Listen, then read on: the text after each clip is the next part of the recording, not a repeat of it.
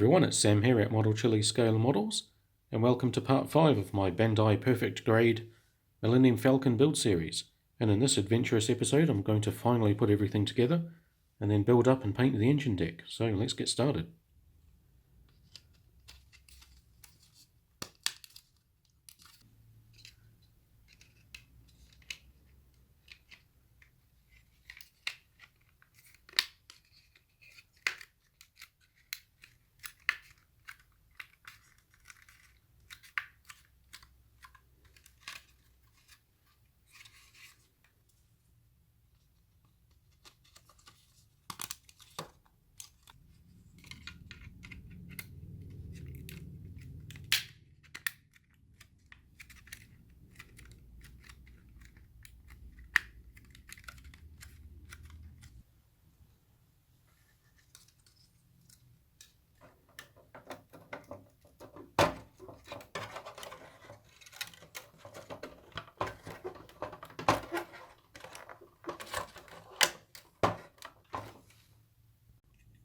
So here's the back of the corridor at the end of the boarding ramp, and I've just sprayed that with just a tan colour for the wall panels, and now I'm just going to give it a wash of light grey.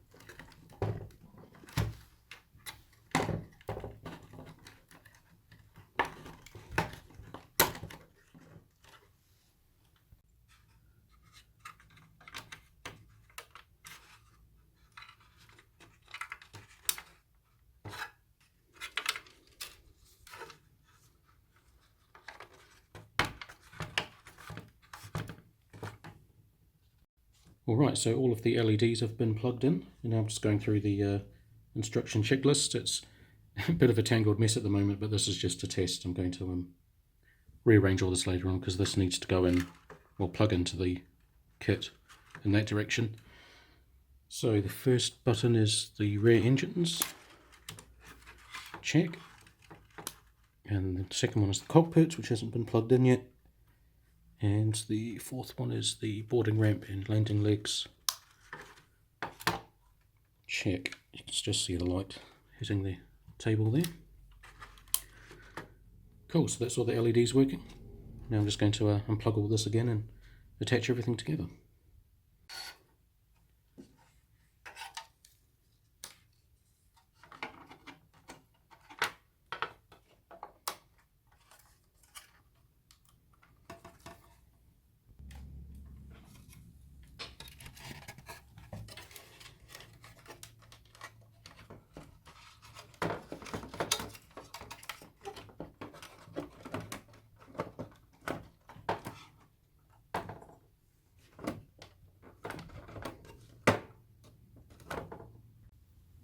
Now before I press everything together, I just need to make sure all of the wires are free and accessible through the back engine hatch.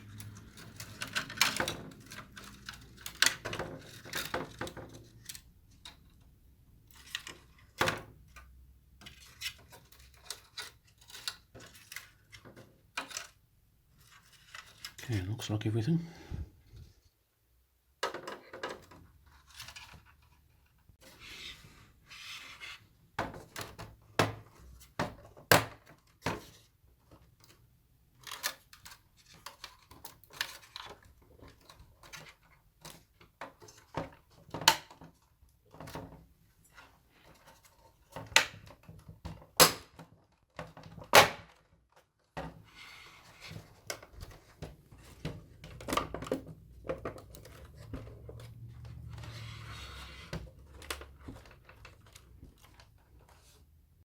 So as you can see, there's a little bit of a shading difference between the hull and the cockpit piece, and that's just because back when I first started the build I didn't do any shading or paneling to this cockpit piece or the mandibles.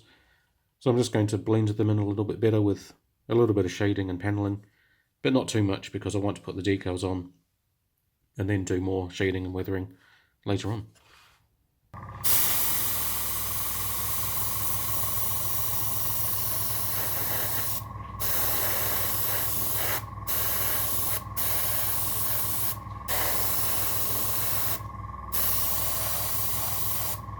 So I've just about finished building up the engine deck, and this was easily the most tedious job of the kit so far. I mean, you've got 1, 2, 3, 4, 5, 6, 7 pages of instructions, about 5 or 6 different sprues. It took quite a while, but it's, as you can see, it's paid off.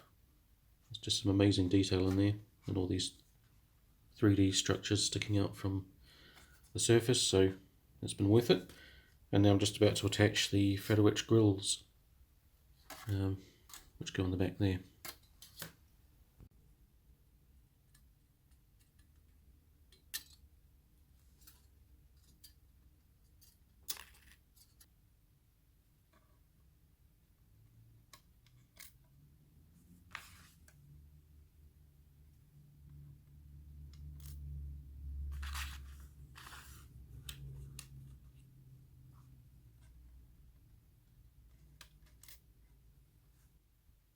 And now with them very carefully lined up in the correct orientation, I'm just going to put some dabs of glue on the edges, and this is super glue.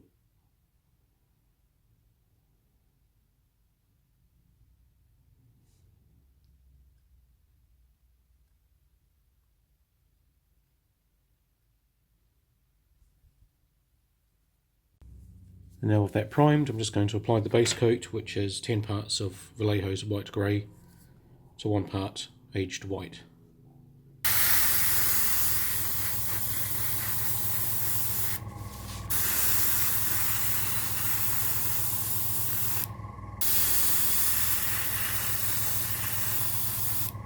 Now with the base coat down, I've just pulled off the back plate there just to make it a bit easier to paint on the coloured panels that go along the back.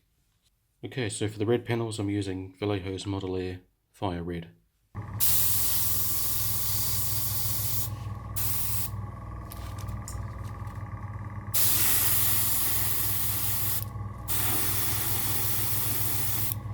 And for the grey panel I'm using Vallejo USAF Light Grey.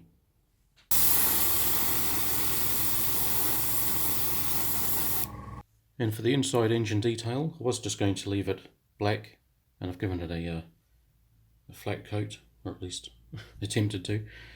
But I've actually decided to paint this dark grey, just to make it a bit easier to see through the grills, and then I'll give it a black wash once it's been painted.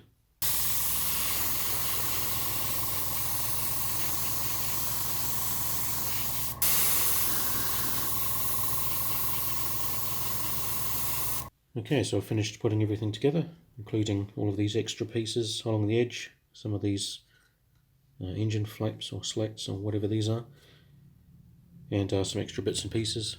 I then just hand painted a couple of panels. I sprayed that one and hand painted that one there because it was a bit difficult to mask. amongst all that detail, and I've attached the backing plates to the grills, so you can just see through those there, and painted the other side of the lip that hangs over the edge.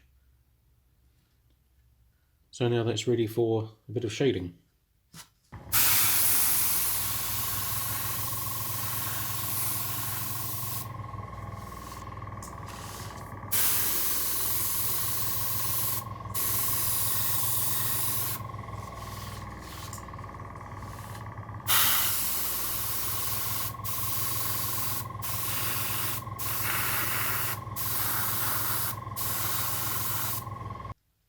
Okay, so the engine deck is almost finished, and I actually went back and removed this backing plastic and then sprayed on a little bit of black over each vent just to blend it in a bit more. And I'm a bit paranoid about popping these photo etch grills out, just because even though they are secured with super glue, there's nothing behind them to stop you putting your finger through it. So you've got to be really careful when handling this piece, because this is designed to allow access to the battery pack in the back of the kit. But the good thing is that this backing plastic isn't glued or anything, so that can be popped off, and then the photo etch can be re-glued if you happen to accidentally pop one out. So yeah, you've got to be just a little bit careful when handling this piece. But yeah, so it's almost finished, and there's just one more step, which is to attach these stickers to the back here, just to block off any gaps in the plastic, which would create some light leaks from the engine light. So I'll just go ahead and apply those now.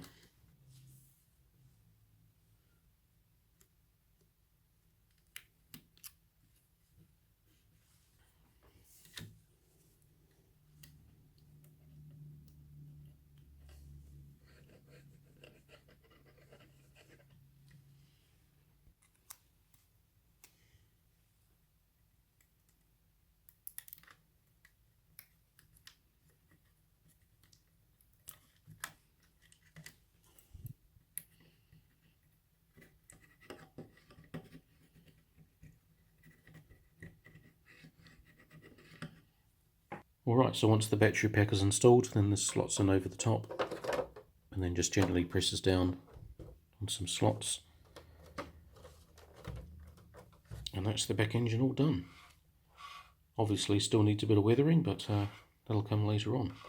So it's getting to that point in the build where it's just getting a bit too big for my setup. I've got the camera tripod mounted on a box at the moment just to get this magnificent beast all in one shot. But I think it's coming together really nicely. I'm really looking forward to getting stuck in with the weathering. But I just need to hold off temptation just at the moment, because I want to get all of the pieces on so the weathering is consistent across all multiple parts and across different joins and stuff like that. So I just need to keep attaching bits and get it all together. And so that wraps up this update, and I hope it's been interesting, or informative at least. And I hope to see you in the next build update. So thanks for watching, and until next time, take care.